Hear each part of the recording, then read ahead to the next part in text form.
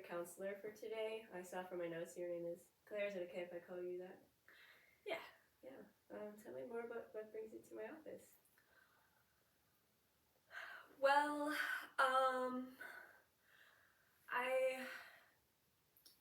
I was in a relationship. It's been about 4 years now. 4 years. And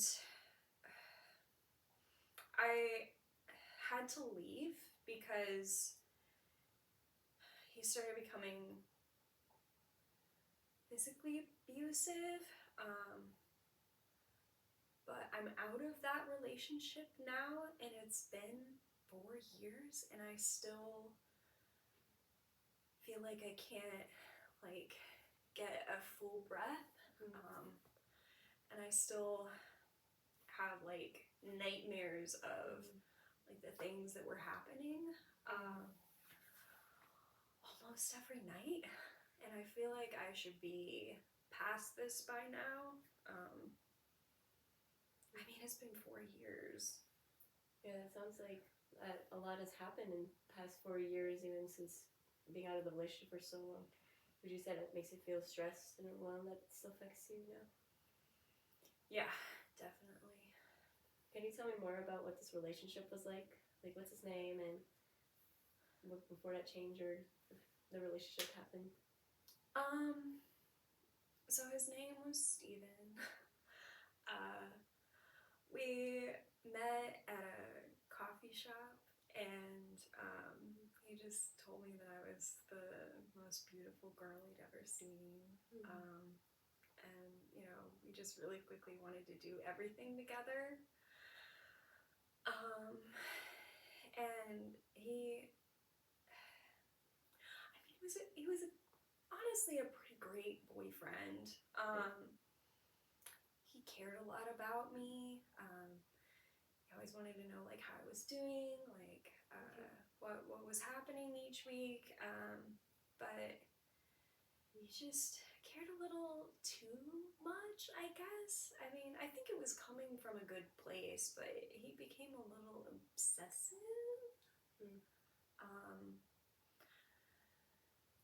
Wanted me to like share my location with him, and like if I said I was gonna be home by like 8 o'clock or something, he would get really upset if it was like later than that. And you know, I didn't always do the best job of like communicating, like if I was gonna be later. Yeah, I don't. What? Do you want to know about like how it ended? I would be curious to know how, where you noticed that change happening. Was that while you guys were dating? Did it happen after you guys got married? And like, I would say after we got married is when things started to take a turn, I guess. How did it end? So I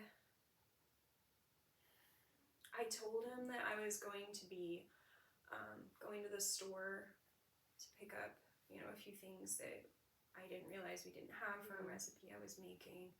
And that store didn't have what I needed, so I had to go to a second store. So I ended up coming home later than I said I was going to be. And he was really worried, like, you know, you didn't text me, like, what if you like gotten into an accident? And so he just kind of flew into a rage, and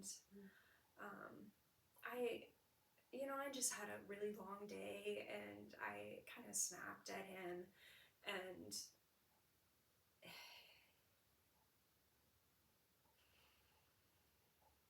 he just reacted, and he backhanded me essentially. At the time, I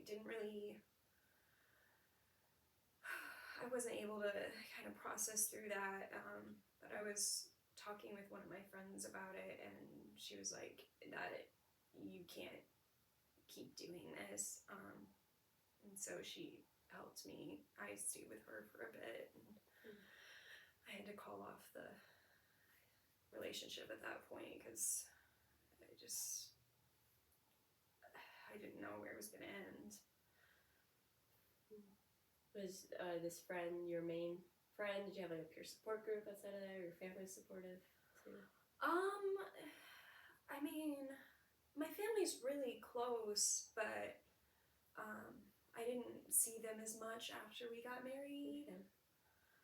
I mean, he always wanted to do things together, like stay in, and so I didn't see my family as much after we got married.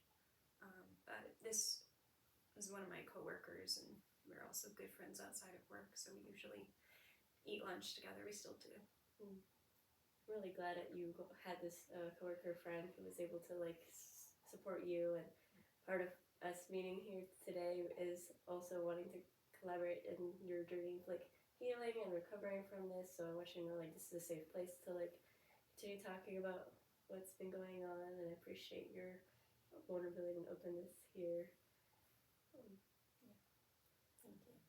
What has it been like since going from that marriage, and then like have you like tried dating again? How's like your apartment, like how just like your home life or relationship life? So I've tried dating, but like with Steven, it was just like an immediate spark. And I haven't really felt like connected to anybody since okay. then. And it's hard, like I don't want to bring people back to my place because there's just like so many things that remind me of him. It's like, the oh, triggers. that's the couch where, this happened, and like, oh, here, like in the kitchen is where he slapped me, and like, just so many memories, but I don't really have like the financial stability to move right now or to like buy a whole new couch. But yeah, so that's hard. I see. Well, from all that you've like shared, would you be open if I introduce you like a therapy that could be beneficial for kind of working through things like you've been processing, your emotions? Seems like it like takes over a bit. Would you be open to that? I mean, if it'll help, yeah. I mean, everything I've tried at this point doesn't really seem to be doing much to help, and I'm kind of desperate at this point for something to change. Oh, I'm glad that you are open. I have this therapy called, like an intervention called TFCBT, which stands for Trauma Focused Cognitive Behavioral Therapy. It has been used a lot for like teenagers who've gone through a lot of like traumatic, complex trauma. But I think for someone who's gone through like, I would say describe a situation of domestic violence, I think this has been a very useful intervention to helping clients to get out of their the PTSD elements of like their story, to then be able to process it and like find a renewal or sense of empowerment and just kind of move forward. So it's a step-by-step approach, and we'll go by with your pace so that it won't feel like overwhelming, and we'll process more of your story too, so that you'll be able to like handle your emotions when they feel overwhelmed, or work through some of those triggers so that they won't like put you in like a survival mode. I know it sounds maybe intense, but we could like start with that. What does that entail? Like, what would a session of that look like? I would say a session, which is a great question that you ask, would be, we would do multiple sessions, but we would probably go into the different elements of like the trauma story to then kind of reframe into a narrative that helps your brain kind of look back and see like you're not in that situation, or you don't have to like, the emotions that you experience in that doesn't mean you're in danger, but that you are in a safe place. Kind of like not necessarily replacing or forgetting, but to be able to like reprocess. And we'll also like talk about coping skills and different mechanisms to kind of help you get grounded whenever you're noticing your body or mind is kind of setting off in that alarm mode of like the stress, where it's like, no, it's actually like kind of replacing some of the negative beliefs to like positive beliefs too.